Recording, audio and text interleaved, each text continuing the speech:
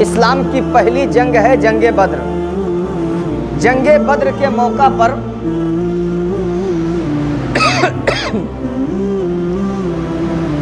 صرف صحابہ کرام میں جان نثاران مصطفیٰ 313 ہیں، ادھر کفاران مکہ کی لاکھوں کی تعداد ہے، لیکن اللہ نے فتح یابی حق والوں کو عطا فرمائی، اور جو حق پہ ہوتا ہے وقتی پریشانی ہوتی ہے لیکن فتح یابی انہی کی ہوتی ہے۔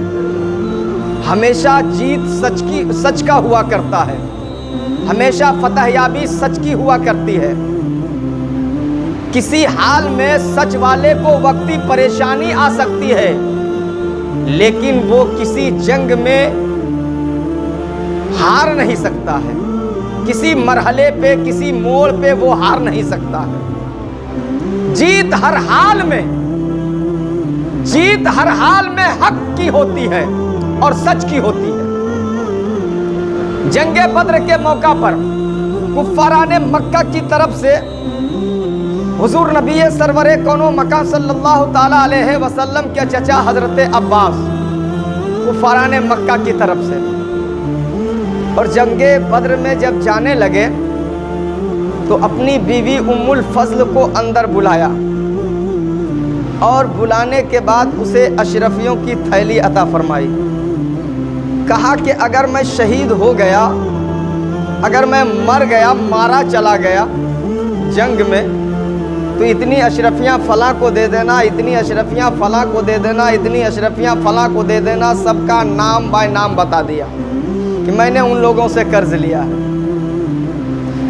اور اگر میں آ گیا زندہ تو پھر ٹھیک ہے۔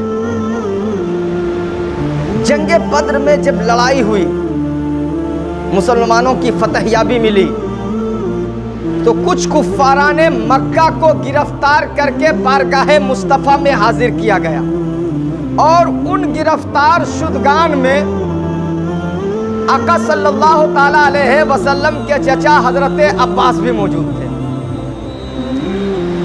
تو آقا صلی اللہ تعالی علیہ وسلم نے صحابہ کرام کو بلایا، اور بلانے کے بعد مشورہ کیا، رائے لی۔ اپنے گھر والوں سے کسی بات کا مشورہ کرنا، رائے لینا، یہ بھی نبی کی سنت ہے۔ ایسا نہیں کہ ہم گارجن ہیں، ذمہ دار ہیں تو ہم فیصلہ لے لیں، فیصلہ آپ لیجئے، لیکن مشورہ بھی ضروری ہے، رائے لینا بھی ضروری ہے گھر والوں سے، یہ نبی کی سنت ہے۔ اب صحابہ کرام کو بلایا، کہا کہ ان گرفتار شدگان کے بارے میں تم کیا کہتے ہو؟ کسی نے کہا یا رسول اللہ اسے قتل کر دیا جائے، کسی نے کہا یا رسول اللہ جو جس کے رشتہ دار ہے وہ انہی کو قتل کرے۔ سب اپنی اپنی رائے دی، سب اپنا اپنا مشورہ دیا، لیکن نبی سرور کون و مکان صلی اللہ تعالی علیہ وسلم سب سے لاسٹ میں فرماتے ہیں، آخر میں، کہ ہماری ایک رائے ہے، ہماری ایک تجویز ہے، ہمارا ایک مشورہ ہے۔ میں یہ چاہتا ہوں کہ ان لوگوں سے فدیہ لے کر کے رہائی کر دیا جائے۔ اب نبی جو مشورہ دیں صحابہ کرام رد کر دیں، ایسا ہو نہیں سکتا۔ تو صحابہ کرام نے کہا یا رسول اللہ بے شک جو آپ کہہ رہے ہیں سچ ہے یا رسول اللہ۔ حضرت نبی سرور کون و مکہ کی رائے کو تمام صحابہ کرام نے مان لیا۔ ان گرفتار شدگان میں سے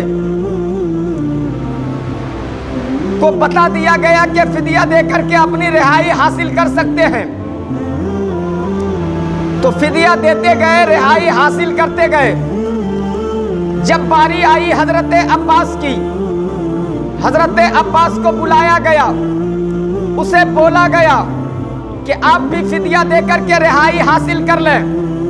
حضرت عباس فرماتے ہیں کہ میرے پاس کوئی مال و دولت نہیں ہے، میرے پاس کوئی اشرفیاں نہیں ہے، میرے پاس کوئی روپیہ پیسہ نہیں ہے کہ میں فدیہ دے کر کے رہائی حاصل کروں۔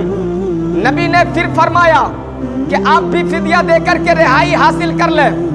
پھر انہوں نے یہی کہا کہ میرے پاس کوئی مال و دولت نہیں ہے، لیکن حضرت عباس ابھی کفر کی دنیا میں گھوم رہے ہیں، اسے پتہ نہیں ہے کہ جس سے باتیں کر رہے ہیں وہ مکے کی دھرتی پر بیٹھ کر کے پوری کائنات کی خبر بتا سکتے ہیں، وہ مصطفیٰ تمہارے گھر کی خبر نہیں بتا سکتے۔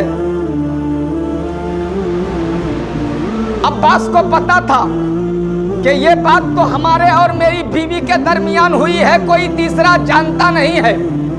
تیسری مرتبہ پھر نبی نے کہا چچا جان آپ بھی فدیہ دے کر کے رہائی حاصل کر لیں، لیکن حضرت عباس کہتے ہیں کہ اے محمد میرے پاس کوئی فدیہ دینے کے لیے روپیہ پیسہ نہیں ہے، اشرفیہ نہیں ہے، مال و دولت نہیں ہے۔ مصطفیٰ جان رحمت صلی اللہ تعالیٰ علیہ وسلم نے حضرت عباس کو قریب بلاتے ہیں اور بلانے کے بعد فرماتے ہیں کہ چچا جان میں وہ بتا دوں جو آپ آتے وقت اپنی بیوی میری چچی ام الفضل کو اندر بلا کر جو اشرفیوں کی تھیلی دیا تھا اور کہا تھا کہ فلاں کو اتنا دے دینا، فلاں کو اتنا دے دینا، فلاں کو اتنا دے دینا۔